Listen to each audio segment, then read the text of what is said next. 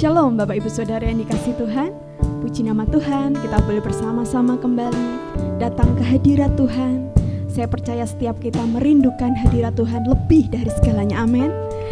Mari Bapak Ibu Saudara, sebelum kita menyembah Tuhan lebih lagi, mari kita bersatu hati, kita sama-sama berdoa menghampiri Tuhan. Terima kasih ya Bapa, terpujilah namamu. Kami bersyukur ya Tuhan, jikalau pada saat ini kami masih boleh Tuhan berikan kesempatan untuk bersama-sama datang ke hadirat Tuhan. Kami rindu menyembah Engkau ya Bapa. Biarlah Engkau ditinggikan, dimuliakan atas setiap pujian kami. Dan pujian penyembahan kami menyenangkan Engkau, menjadi dupa yang harum di hadapan Tuhan. Terpujilah Engkau ya Bapa. Kami serahkan ibadah kami dari awal, pertengahan, hingga akhirnya hanya di dalam satu nama, Yesus Kristus. Haleluya.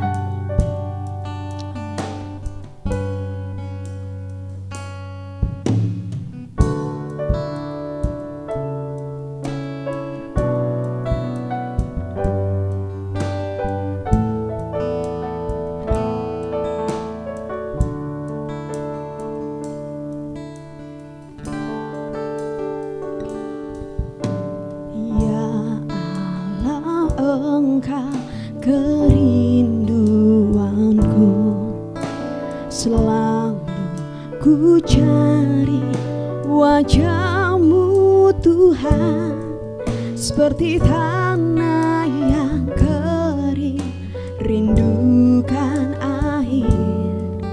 Demikianlah jiwaku rindu Engkau. Memandang-Mu di tempat kudus, dan ku melihat kemuliaan-Mu. Ku berdiam di bawah naungan sayap-Mu, dan ku dapati kekuatan baru. Sebab kasih setia-Mu lebih dari hidup, kebaikan-Mu melimpah atasku. Jiwaku melekat kepadamu Tuhan, betapa ku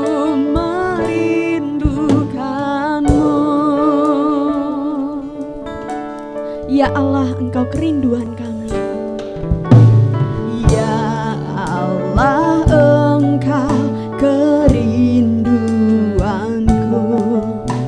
selalu ku cari wajah-Mu Tuhan, seperti tanah yang kering rindukan air. Demikianlah jiwaku rindu Engkau. Ku memandang-Mu di tempat kudus, dan ku melihat kemuliaan-Mu. Ku berdiam di bawah naungan sayap-Mu, dan ku dapati kekuatan baru. Sebab kasih setia-Mu lebih dari hidup, kebaikan-Mu melimpah atasku. Jiwaku melekat kepadamu Tuhan, betapa ku merindukan. Sebab kasih setia-Mu lebih dari hidup, kebaikan-Mu melimpah atasku.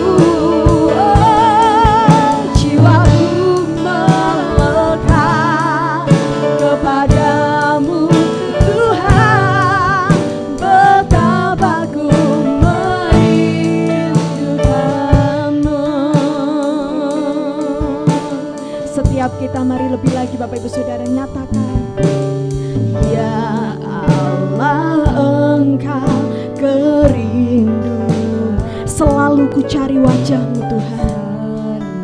Ku cari wajah-Mu Tuhan, seperti tanah yang kering rindukan air. Demikianlah jiwaku rindu Engkau. Ku memandang-Mu di tempat duduk, dan ku melihat kemuliaan-Mu. Ku berdiam di bawah naungan sayap-Mu, dan ku dapati kekuatan baru. Sebab kasih setiamu lebih dari hidup, kebaikan-Mu melimpah atasku. Jiwaku melekat, jiwaku melekat kepadamu Tuhan. Betapa ku meri. Mari sama-sama jemaat Tuhan, angkat tangan saudara, katakan, sebab kasih setiamu lebih dari hidup, kebaikan-Mu melimpah atasku. Jiwaku melekat kepadamu Tuhan. Betapa ku merindukanmu. Sebab kasih setiamu lebih dari hidup, kebaikan-Mu nyata, kebaikan-Mu melimpah atasku. Jiwaku melekat kepadamu Tuhan. Betapa ku merindukanmu. Betapa ku merindukanmu. Betapa ku merindukanmu.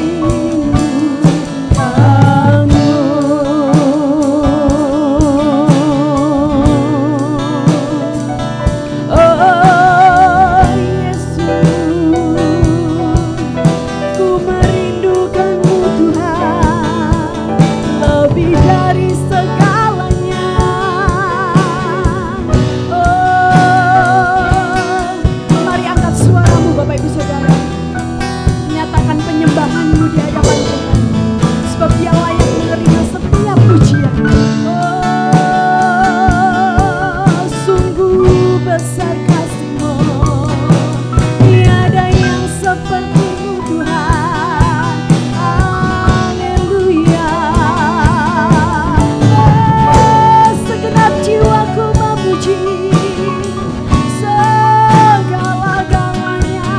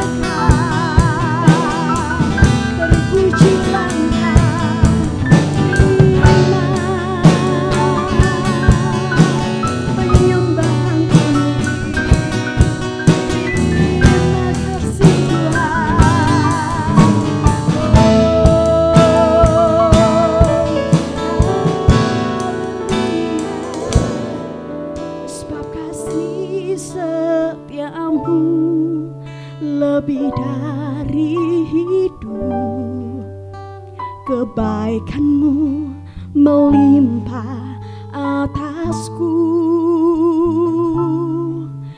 Jiwaku melekat kepadamu Tuhan, betapa ku merindukanmu.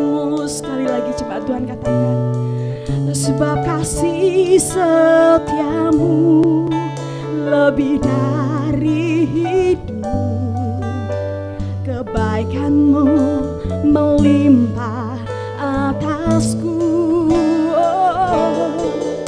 Jiwaku melekat kepadamu Tuhan, betapa ku merindukanmu.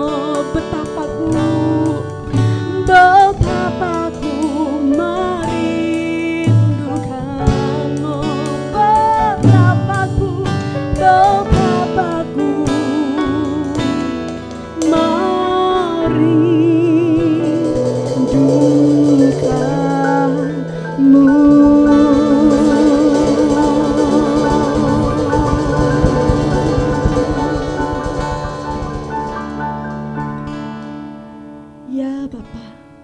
segenap hati kami merindukan Engkau ya Bapa. Kami sangat merindukan lawatan Tuhan. Kami sangat merindukan hadirat Tuhan. Dan jikalau sebentar lagi kami akan memuji Engkau lebih lagi, biarlah sukacita Roh Allah ada bersama dengan kami, memuji, menari bersama-sama. Di dalam nama Yesus kami sudah berdoa, ucap syukur, haleluya. Jemaat Tuhan katakan, amin. Puji Tuhan, kita berbahagia pada saat hari ini saudara, sebab Yesus telah mati bagi kita. Dia sungguh baik, anugerahnya tercurah bagi setiap kita yang percaya kepada Tuhan. Mari sama-sama kita dengan sukacita kita menyanyikan pujian kita, Dia sungguh baik.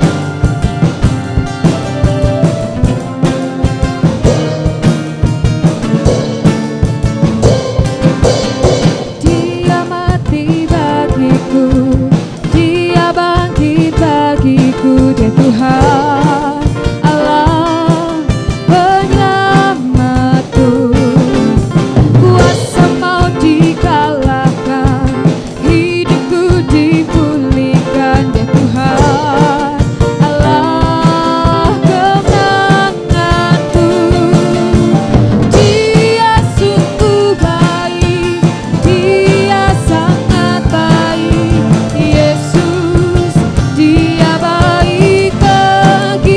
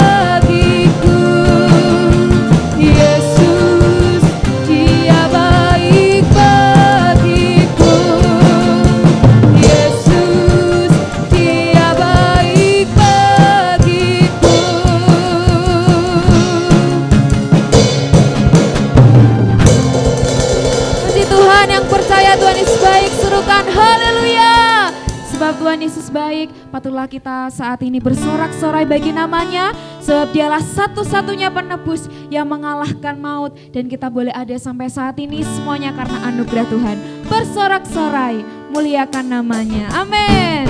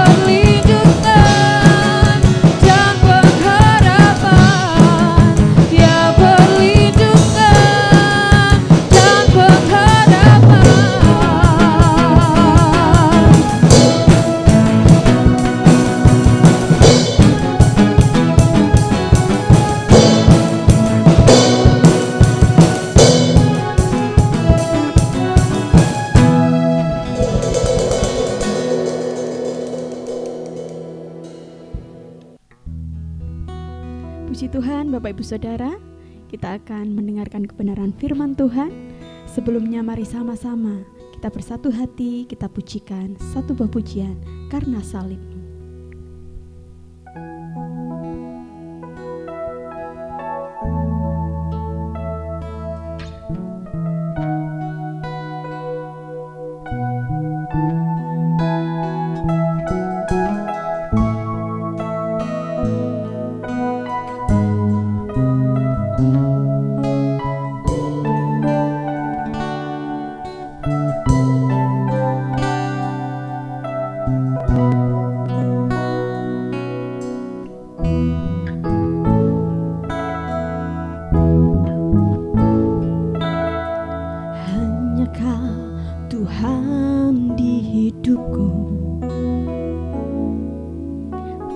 berikan hidup yang baru. Darahmu menyucikan, pulihkan hatiku. Ku nyatakan Kaulah segalanya. Engkaulah sumber pengharapan. Kuasa-Mu sanggup menyembuhkan. Jiwaku pun berserah hanya kepadamu. Yesus, Kaulah segalanya. Karena salib-Mu ku hidup. Karena salib-Mu ku menang. Engkau yang berkuasa, sanggup untuk melakukan mukjizat-Mu. Karena salib-Mu ku hidup. Karena salib-Mu ku menang. Engkau yang berkuasa, sanggup untuk melakukan mukjizat-Mu di hidupku. Mari lebih lagi Bapak Ibu Saudara katakan, hanya Kau Tuhan hidup. Kau berikan hidup yang baru. Kau berikan hidup yang baru. Darah-Mu menyucikan, pulihkan hatiku. Ku nyatakan Kaulah segalanya. Engkaulah sumber pengharapan. Kuasa-Mu sanggup menyembuhkan. Jiwaku berseru Tuhan, jiwaku pun berserah hanya kepadamu. Yesus, Kaulah segalanya. Mari angkat tangan saudara, nyatakan, karena salib-Mu ku hidup. Karena salib-Mu ku menang. Engkau yang berkuasa, sanggup untuk melakukan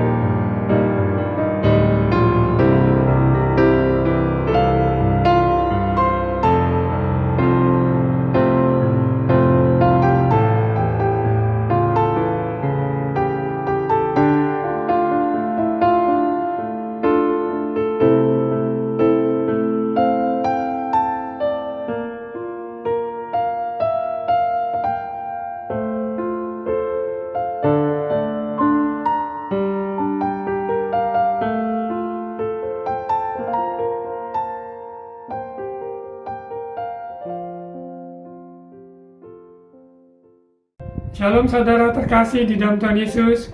Hari ini hari yang istimewa di mana kita sebagai orang percaya memperingati Jumat Agung, kematian Yesus di atas kayu salib 2000 tahun yang lalu untuk menebus hidup kita manusia berdosa, namun oleh kasih anugerah Allah kita diselamatkan.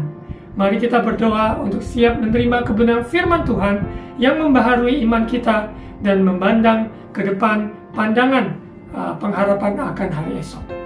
Mari kita berdoa.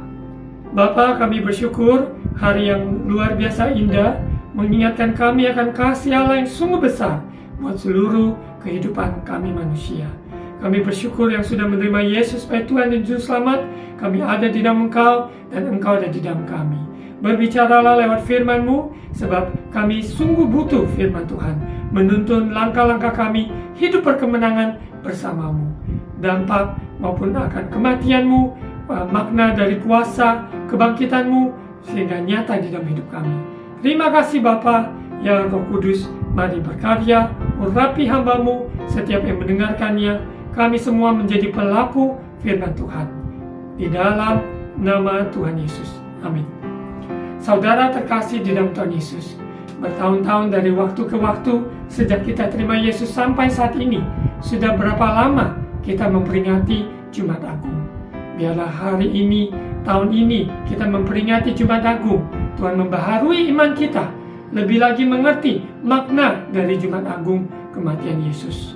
Di mana pada hari Minggu juga kita akan merayakan kebangkitan Yesus. Pada hari ketiga, dia bangkit dari maut, dia menyatakan dia adalah Tuhan.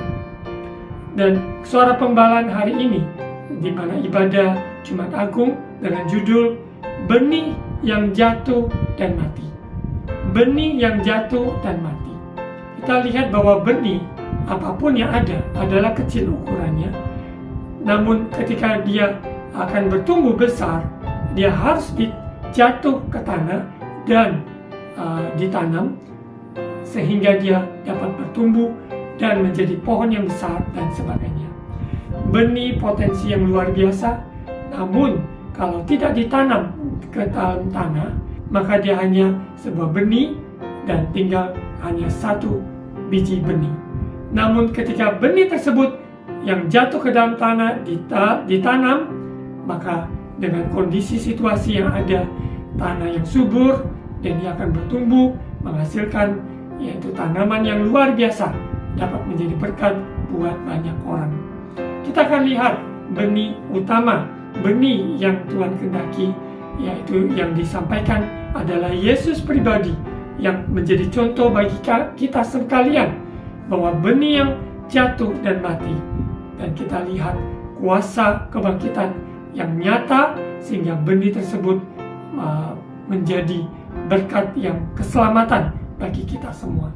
Kita lihat di Yohanes pasal 12 ayat 24. Aku berkata kepadamu, sesungguhnya jikalau biji gandum tidak jatuh ke dalam tanah dan mati, ia tetap satu biji saja. Tetapi jika ia mati, ia akan menghasilkan banyak buah. Yesus memberitakan kematiannya kepada murid-muridnya. Sekiranya murid-muridnya pada waktu tersebut mendengar, mengerti, maka ketika Yesus mati di kayu salib, bukan kesedihan yang mereka alami, tetapi sebuah pengharapan bahwa benih yang jatuh dan mati akan terjadi kebangkitan pada hari yang ketiga. Yesus menyampaikan ini kepada murid-muridnya yang pada waktu tersebut mereka tidak memahami. Namun kita yang hidup di dalam kasih anugerah Allah, kebenaran firman Tuhan yang kita baca, kita mengerti oleh kuasa Roh Kudus apa arti sesungguhnya yang Yesus katakan kepada murid-muridnya. Kita lihat di Yohanes 12 ayat 20, Yesus memberitakan kematiannya. Di antara mereka yang berangkat untuk beribadah pada hari raya itu, terdapat beberapa orang Yunani. Orang-orang itu pergi kepada Filipus yang berasal dari Betsaida di Galilea, lalu berkata kepadanya, Tuhan, kami ingin bertemu dengan Yesus. Filipus pergi memberitakannya kepada Andreas, Andreas dan Filipus menyampaikannya pula kepada Yesus. Karena mereka murid-murid Yesus, ya, kemana Yesus berada, mereka juga berada. Ini konteks bahwa Yesus sebelumnya sudah ada pengurapan, mempersiapkannya untuk kematiannya, yaitu dia diurapi oleh seorang wanita dengan rambutnya, dan juga dalam perjalanannya dia dielu-elukan, dia masuk di Yerusalem, Hosana, Hosana bagi Yesus yang sang raja. Namun kenyataannya dalam waktu yang dekat Yesus disalibkan, dan mereka berseru, salibkan dia, salibkan dia. Padahal sebelumnya mereka mengelu-elukan Yesus. Hendaknya kehidupan kita dalam situasi kondisi apapun tetap Yesus ditinggikan. Tetap mata hati kita tertuju kepada Dia yang mempunyai kehidupan atas hidup kita. Kehidupan kekal. Dialah empunya kerajaan surga. Kerajaannya datang di bumi seperti di surga. Kehidupan kita yang diubahkan karena menerima Yesus sebagai Tuhan dan Juru Selamat kita. Kerajaan Allah ada di antara kita. Kehidupan kita meresponinya dengan bertobat, dengan sungguh-sungguh memberikan hati, memberikan hidup kita sepenuhnya mengiring Yesus. Kita lihat ada orang-orang yang datang pada Filipus yang ingin bertemu Yesus, dan kita lihat apa yang Yesus jawab. Ayat 23. Tetapi Yesus menjawab mereka, katanya, telah tiba saatnya Anak Manusia dimuliakan. Ayat 24. Aku berkata kepadamu, sesungguhnya jikalau biji gandum tidak jatuh ke dalam tanah dan mati, ia tetap satu biji saja. Tetapi jika ia mati, ia akan menghasilkan banyak buah. Yesus memberikan contoh gambaran di mana dia menyerahkan dirinya, nyawanya kepada Bapa di surga dengan dia mati di atas kayu salib. Sesungguhnya ada kehidupan bagi kita semua yang percaya, yang menerimanya sebagai Tuhan dan Juru Selamat. Ada kebangkitan, ada buah-buah yang luar biasa, yaitu keselamatan bagi orang-orang yang percaya. Kita lihat ayat 25. Barang siapa mencintai nyawanya, ia akan kehilangan nyawanya. Tetapi barang siapa tidak mencintai nyawanya di dunia ini, ia akan memeliharanya untuk hidup yang kekal. Barang siapa melayani aku, ia harus mengikut aku, dan di mana aku berada, di situ pun pelayanku akan berada. Barang siapa melayani aku, ia akan dihormati Bapa. Kita sebagai orang-orang yang mengikut Yesus, percaya pada Yesus, kita juga belajar untuk tidak lagi hidup untuk diri kita, ya, seperti yang Yesus katakan, bukan mencintai nyawanya, tetapi kita rela menyerahkan hidup kita.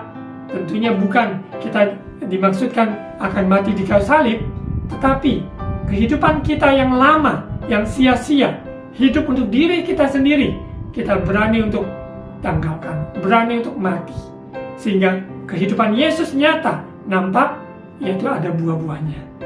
Kita akan lihat di firman Tuhan. Kita buka di Roma 3:23. Kita sadari bahwa kita manusia berdosa yang telah kehilangan kemuliaan Allah, namun oleh kasih karunia Tuhan telah menyelamatkan kita. Roma 3:23. Karena semua orang telah berbuat dosa dan telah kehilangan kemuliaan Allah, tidak terkecuali siapapun. Ketika kita lahir, kita semua lahir membawa, yaitu dosa dari Adam dan Hawa yang turun-temurun yang kita bawa. Dan ini tidak bisa diselesaikan dengan kehidupan kita berbuat baik, beragama, ataupun beramal. Tidak. Namun, hanya satu jalan. Yesus adalah jalan keselamatan kehidupan. Dia yang mati di kayu salib. Dia menanggung semua dosa kita sehingga kita diselamatkan. Semua orang telah berbuat dosa, kehilangan kemuliaan Allah. Dan ini adalah kenyataan yang harus dihadapi oleh manusia berdosa. Saya dahulu bukan orang percaya, namun oleh kasih karunia Tuhan juga telah diselamatkan menerima anugerah keselamatan itu. Dan saya tidak akan sia-siakan keselamatan yang sudah Tuhan berikan dengan memberikan hidup berkarya untuk kemuliaan namanya. Begitu pula saudara dimanapun berada yang sudah percaya Yesus diselamatkan, mungkin 2 tahun yang lalu, 3 tahun yang lalu, mungkin barusan menerima Yesus sebagai Tuhan dan Juru Selamat. Kita ada di dalam perjalanan iman, pengharapan. Sesulit-sulit apapun dalam hidup ini, kita tidak akan jual Yesus, kita tidak akan tinggalkan Yesus, namun kita akan semakin lagi giat mengiring Yesus sampai Ia datang yang kedua kali. Efesus 2 ayat 8. Efesus 2 ayat 8, sebab karena kasih karunia kamu diselamatkan oleh iman. Itu bukan hasil usahamu, tetapi pemberian Allah. Keselamatan adalah murni anugerah Tuhan yang diberikan kepada kita yang percaya. Di dalam perjalanan kita mengiring Yesus, setiap hari kita mengambil keputusan untuk tanggalkan keakuan kita, sehingga kita dapat mengiring Yesus sepenuh hati. Dan kuasa firman Tuhan, kuasa Roh Kudus yang berkarya bekerja dalam hidup kita, mengubah kita hari demi hari. Seorang penjahat yang mati di atas kasal di samping Yesus, namun karena dia percaya bahwa Yesus adalah Tuhan dan Yesus menyelamatkannya. Namun pada saat itu, setelah dia menerima Yesus, kondisinya dia telah mati. Dan dia mati, dia tidak dapat berkarya, dia tidak dapat menghidupi perjalanan imannya. Namun kita yang sudah terima Yesus, namun Tuhan masih memberikan kita kesempatan anugerah hidup berkarya untuk Tuhan. Kita hidup berbuah, kita hidup sungguh-sungguh memuliakan nama Tuhan, menjadi berkat buat keluarga kita, buat sesama kita, buat bangsa kota kita, lewat kehidupan kita yang diubahkan. Kita lihat di Galatia 2 ayat 20. Galatia pasal 2 ayat 20. Namun aku hidup, tetapi bukan lagi aku sendiri yang hidup, melainkan Kristus yang hidup di dalam aku. Dan hidupku yang kuhidupi sekarang di dalam daging adalah hidup oleh iman dalam Anak Allah yang telah mengasihi aku dan menyerahkan dirinya untuk aku. Orang yang sudah menerima Yesus, dia tidak sama lagi. Hidupnya terus diubahkan dan diubahkan. Bukan lagi hidup untuk dirinya, keakuannya, kemauannya, kehendaknya, tapi kehidupannya sepenuhnya, yaitu Kristus yang hidup di dalamnya. Karena secara daging kita mengikuti, maka kita akan menuai, yaitu daging.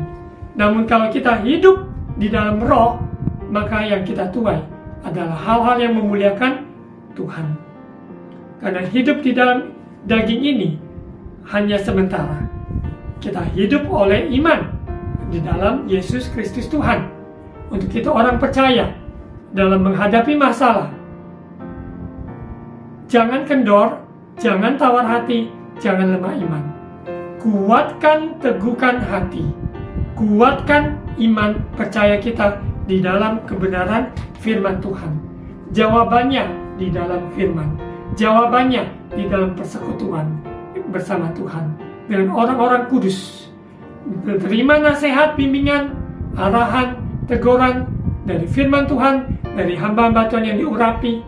Kita akan didewasakan juga dalam proses kehidupan ini, sehingga hidup kita berkenan dan menjadi berkat.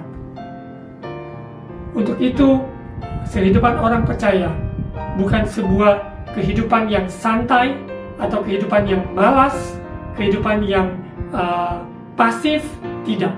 Tapi kehidupan orang Kristen adalah kehidupan yang roh yang menyala-nyala, kasih mula-mula dalam kehidupan kita, terus membakar. Kehidupan orang Kristen yang sesungguhnya bukan kehidupan yang pasif, kehidupan yang tawar hati, ataupun kehidupan yang biasa-biasa, tidak. Namun kehidupan orang Kristen adalah kehidupan yang diurapi Roh Kudus, dipenuhi dengan firman Tuhan, roh yang menyala-nyala, untuk melakukan kehendak Bapa. Sehingga kehidupan ini selalu kehidupan yang berbuah-buah. Dari tutur kata, dari perbuatan, pemikiran yang sehat, dari hasil karya, semuanya memuliakan nama Tuhan. Kita lihat di 2 Korintus 5 ayat 15. Dan Kristus telah mati untuk semua orang, supaya mereka yang hidup tidak lagi hidup untuk dirinya sendiri, tetapi untuk Dia yang telah mati dan telah dibangkitkan untuk mereka. Jadi kehidupan kita, Dia yang berdaulat, Dia yang berkuasa, Dia yang punya rencana dalam hidup kita. Bukan lagi kemauan kita, kehendak kita. Seterpuruk apapun yang kita hadapi, selalu masa depan di dalam Kristus adalah masa depan yang pasti, masa depan yang cerah, masa depan yang penuh pengharapan, karena Dia memegang tangan kita.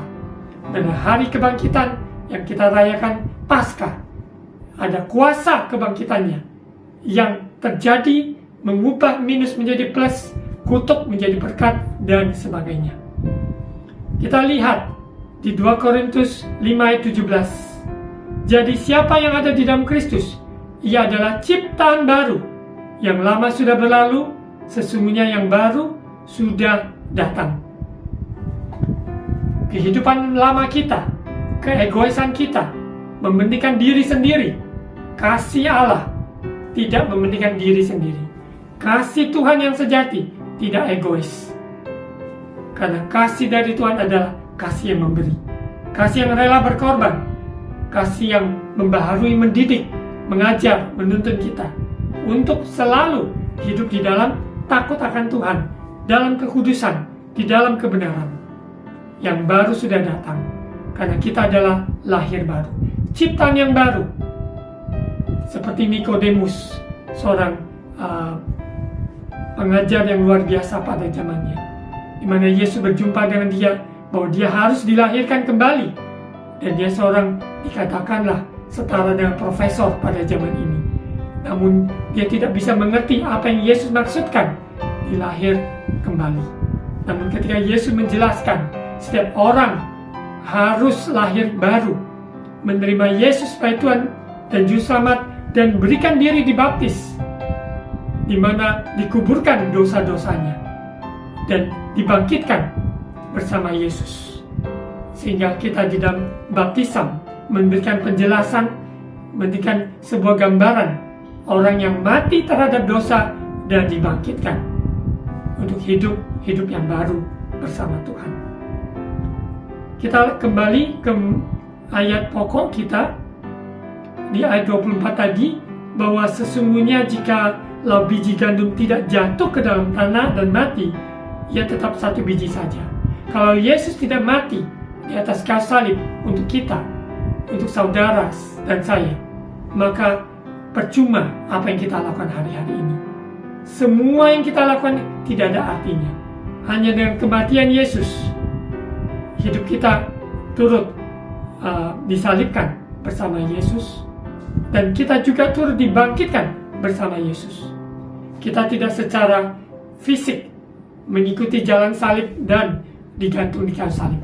Namun kedagingan kita, kesombongan kita, iri hati, maupun rasa tidak aman, kepahitan, semuanya dikuburkan bersama Yesus.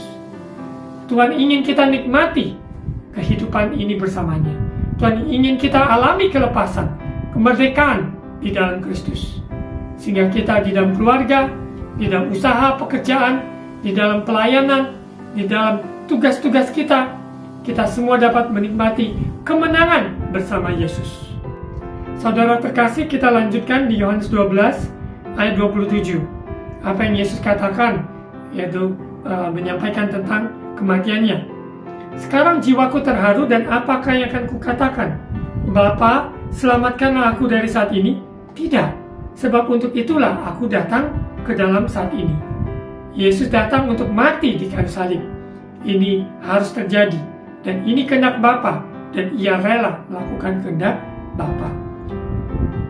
Bapa, muliakanlah namamu. Maka terdengarlah suara dari surga. Aku telah memuliakannya, dan aku akan memuliakannya lagi.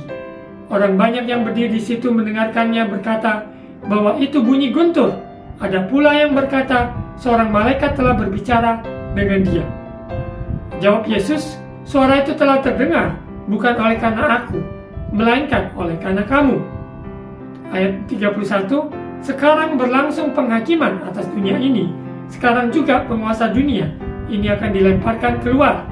Dan aku apabila aku ditinggikan dari bumi, aku akan menarik semua orang datang kepadaku. Dimanapun saudara dan saya berada, tinggikan nama Yesus. Tinggikan nama Yesus lewat pujian, lewat penyembahan, lewat doa kita, deklarasi dari kehidupan kita sehari-hari. Selalu tinggikan Yesus. Hanya satu pribadi, Yesus, Yesus, Yesus. Tidak ada nama lain yang menyelamatkan, hanya nama Yesus. Ketika nama Yesus ditinggikan, Dia sendiri akan menarik semua orang datang kepadanya. Lewat kehidupan kita, bersaksi dan menjadi saksi, orang-orang menjadi percaya pada Yesus, mendengar pemberitaan Injil keselamatan. Kita lihat di ayat 33, ini dikatakannya untuk menyatakan bagaimana caranya ia akan mati, yaitu di atas kayu salib. Lalu jawab orang banyak itu, kami telah mendengar dari hukum Taurat bahwa Mesias tetap hidup selama-lamanya. Bagaimana mungkin engkau mengatakan bahwa anak manusia harus ditinggikan? Siapakah anak manusia itu?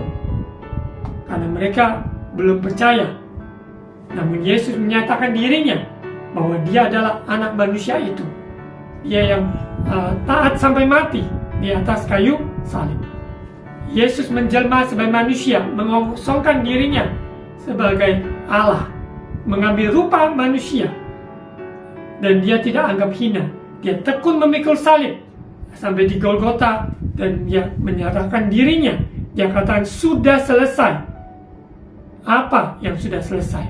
Yaitu keselamatan karya terbesar, di mana kasih Allah telah tercurah bagi semua manusia tanpa ada alasan apapun. Barang siapa yang menerimanya, menerima Yesus, kasih Allah nyata dalam hidupnya. Kehidupan kita terjadi, yaitu di bumi seperti di surga. Kuasanya, kasihnya sempurna. Kita tidak bisa menambahkan kasih Allah. Kita tidak bisa mengurangi kasih Allah dengan perbuatan kita. Namun kalau kita berdoa, kita menyembah Tuhan, kita melakukan firman Tuhan, karena kita mau mengasihi Tuhan, mengekspresikan rasa syukur kita bahwa kita telah diselamatkan. Kita mau memberikan hidup untuk melakukan firman Tuhan karena mengasihi Tuhan Allah kita.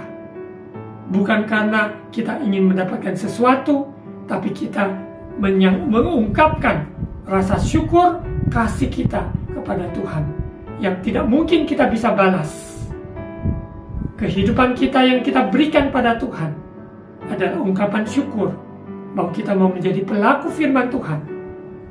Semuanya untuk kemuliaan nama Tuhan, karena kita mau mengasihi Tuhan. Kita lihat 35, di mana orang-orang yang ada mendengarkan apa yang Yesus katakan. Mereka tidak mengerti semua karya ini. Apa Yesus memberitakan ini, bahwa Ia akan mati di kayu salib. Karena orang yang tergantung di kayu salib pada zaman tersebut dikategorikan orang-orang terkutuk saja yang digantung di kayu salib. Penjahat, buronan, dan sebagainya. Pelaku-pelaku kejahatan. Ayat 35. Kata Yesus kepada mereka, hanya sedikit waktu lagi terang ada di antara kamu. Selama terang itu ada padamu, percayalah kepadanya, supaya kegelapan jangan menguasai kamu. Barang siapa berjalan dalam kegelapan, ia tidak tahu kemana ia pergi. Percayalah kepada terang itu, selama terang itu ada padamu, supaya kamu menjadi anak-anak terang. Sesudah berkata demikian, Yesus pergi bersembunyi dari antara mereka. Semua proses perjalanannya Yesus, Dia di Taman Getsemani, Dia berdoa, apabila Tuhan kehendaki, Bapa, cawan ini dapat berlalu, namun bukan kehendakku yang terjadi, kehendak-Mu ya Bapa. Kita lihat bagaimana perjalanan Yesus sampai ke Golgota. Dia tidak ada sedikit pun undur, tidak sedikit pun menyesal ataupun tidak kuat, namun dalam perjalanan dia hanya memandang pada salib, yaitu karya yang Tuhan nyatakan ketika dia menyerahkan dirinya di atas kayu salib. Tuhan sendiri yang mengangkat dia di atas segalanya, dan dia adalah raja di atas segala raja, Tuhan atas kehidupan umat manusia. Dia adalah Allah, dia adalah Tuhan. Kita lihat di Galatia pasal yang ke-5. Sebagai penutup, Galatia pasal 5 ayat 16 dan 17. Maksudku ialah, hiduplah oleh roh, maka kamu tidak akan menuruti keinginan daging. Sebab keinginan daging berlawanan dengan keinginan roh, dan keinginan roh berlawanan dengan keinginan daging. Karena keduanya bertentangan, sehingga kamu setiap kali tidak melakukan apa yang kamu kehendaki. Untuk itu, sesuai dengan firman Tuhan teks hari ini, Yesus memberi contoh kepada kita. Dia rela mati menanggung dosa kita, semua umat manusia. Kita saat ini dikatakan mati terhadap dosa kita. Kita tidak bisa menanggung dosa orang lain karena kita manusia berdosa. Namun kita mati terhadap keangkuhan kita, mati terhadap semua keinginan-keinginan daging kita, mati terhadap hal-hal yang tidak berkenan pada Tuhan. Ketika orang yang sudah mati, dia tidak bisa merasa tersinggung, ataupun dikecilkan, ataupun menjadi kecewa. Tidak mungkin, karena secara fisik dia telah mati. Dia tidak dapat merasakan itu semua. Begitu pula kehidupan kita, sekalipun kita masih ada saat ini. Namun kalau kita mati bersama Kristus, itu berarti manusia lama kita yang tadi sudah diuraikan tersebut. Ketika orang menyakiti kita, ketika orang menyepelekan kita, merendahkan kita, maka kita serahkan semuanya ke dalam Tuhan, karena kita telah mati bersama Kristus, dan oleh kuasa kebangkitannya kita juga turut dibangkitkan. Tuhanlah pembela saudara dan saya.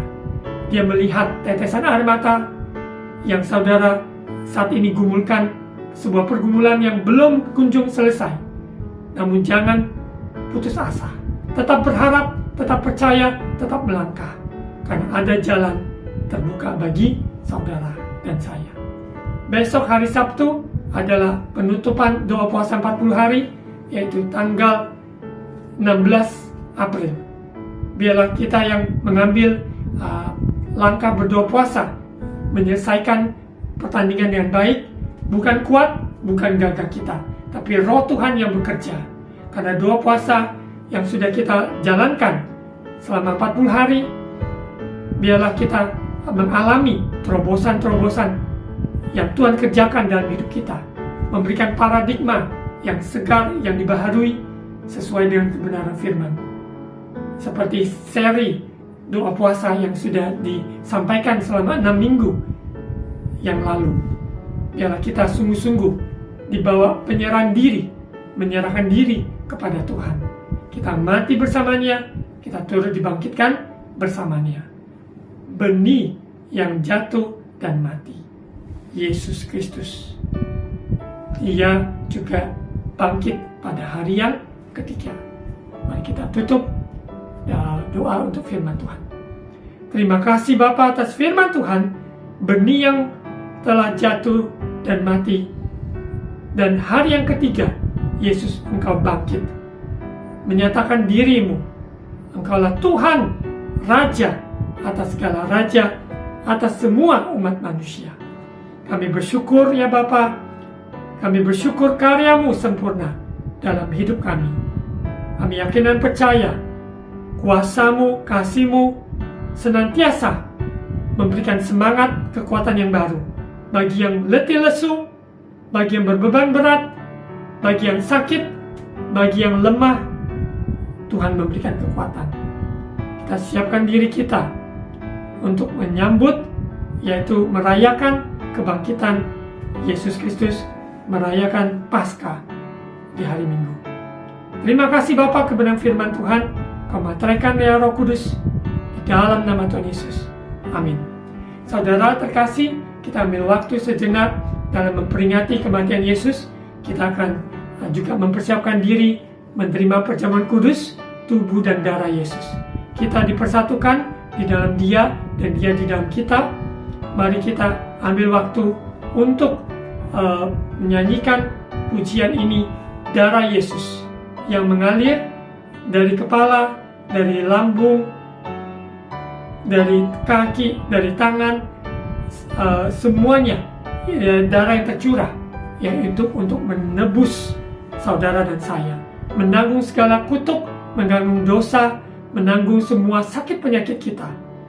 Kita ambil perjamuan kudus. Setelah usai dari nyanyian ini, kita akan kita akan bersekutu bersama-sama.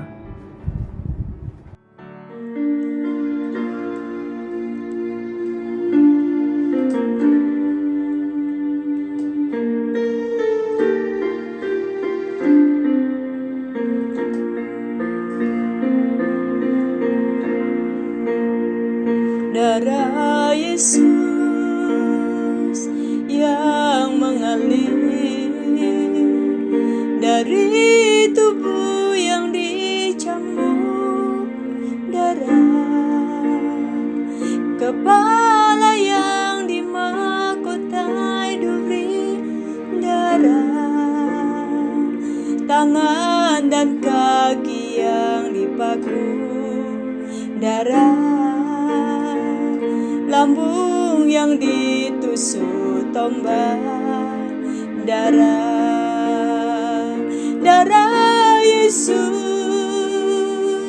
darah Yesus menebus seluruh hidupku dari dosa, menanggung sakit dan kelemahanku, melepaskanku dari kutuk.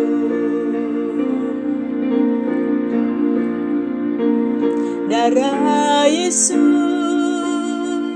yang mengalir dari tubuh yang dicambuk darah, kepala yang dimahkotai duri darah, tangan dan kaki yang dipaku darah, lambung yang ditusuk tombak darah, darah Yesus, darah Yesus menebus seluruh hidupku dari dosa, menanggung sakit dan kelemahanku, melepaskanku dari kutuk. Darah Yesus, darah Yesus menebus seluruh hidupku dari dosa, menanggung sakit dan kelemahanku, melepaskanku dari kutuk. Darah Yesus, darah Yesus menebus seluruh hidupku dari dosa, menanggung sakit dan kelemahanku,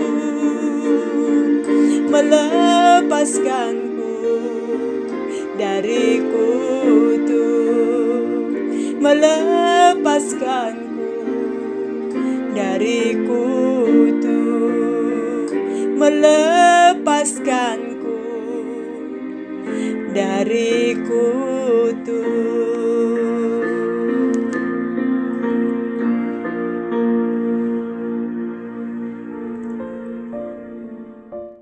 Saudara terkasih dalam Tuhan Yesus, mari angkat roti.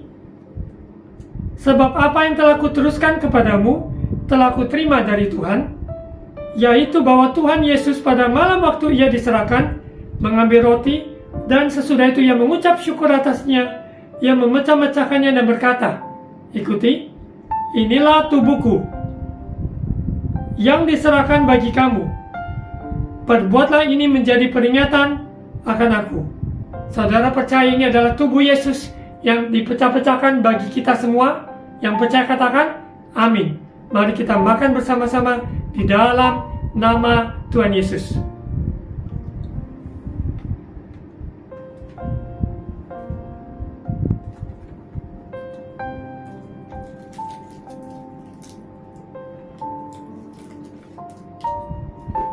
Mari kita angkat cawan tinggi-tinggi. Demikian juga ia mengambil cawan sesudah makan lalu berkata, "Ikuti, cawan ini adalah perjanjian baru yang dimateraikan oleh darahku. Perbuatlah ini setiap kali kamu minumnya menjadi peringatan akan aku." Saudara percaya ini adalah darah Yesus yang ditumpahkan di atas salib bagi kita semua. Yang percaya katakan amin. Mari kita minum bersama-sama di dalam nama Tuhan Yesus.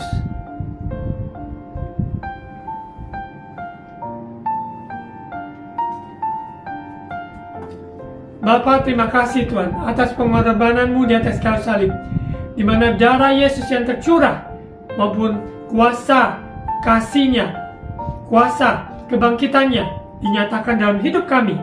Kami bersyukur yang sakit telah disembuhkan, yang lemah telah dikuatkan, yang terikat Tuhan berikan kelepasan, maupun juga bahkan besok kami akan menutup dalam doa puasa 40 hari bagi yang telah melangkah berdoa dan berpuasa. Tuhan berikan kekuatan, berikan sukacita, damai sejahtera, berikan mereka terobosan di dalam nama Yesus. Bagi yang secara fisik tidak dapat melakukan puasa, tetap Tuhan berikan penghiburan, berikan kesehatan, kekuatan. Terima kasih Bapa. Berkati bangsa negara Indonesia, berkati bangsa-bangsa yang ada di dunia ini pada saat-saat yang kacau. Kami berdoa percaya Yesus Raja damai, Shalom turun atas seluruh umat-Mu Tuhan. Biarlah kami sebagai orang percaya tetap berdoa, tetap berharap, tetap ada di dalam jalan kebenaran, yaitu takut akan Tuhan. Terima kasih Bapa, di dalam nama Tuhan Yesus. Saudara terkasih, angkat kedua tangan untuk terima ucapan berkat imam. Tuhan memberkati engkau dan melindungi engkau. Tuhan menyinari engkau dengan wajah-Nya dan memberi engkau kasih karunia. Tuhan menghadapkan wajah-Nya kepadamu dan memberi engkau damai sejahtera. Terimalah berkat kasih karunia dari Allah Bapa, cinta kasih dari Tuhan Yesus, persekutuan dan Allah Roh Kudus menyertai kita semua hari ini sampai Maranatha Yesus datang kembali. Di dalam nama Tuhan Yesus. Amin. Saudara terkasih dalam Tuhan Yesus, saya mengundang saudara yang tinggal di daerah Surabaya dan kota Sidoarjo sekitarnya untuk dapat ibadah Paskah on-site hari Minggu di Golden City Mall, Jalan Wahab Syamin, dekat Majen Sungkono, Surabaya. Jam 10 pagi. Ibadah Paskah on-site bagi yang tinggal di Surabaya dan kota-kota sekitarnya. Jam 10 pagi. Tuhan Yesus memberkati.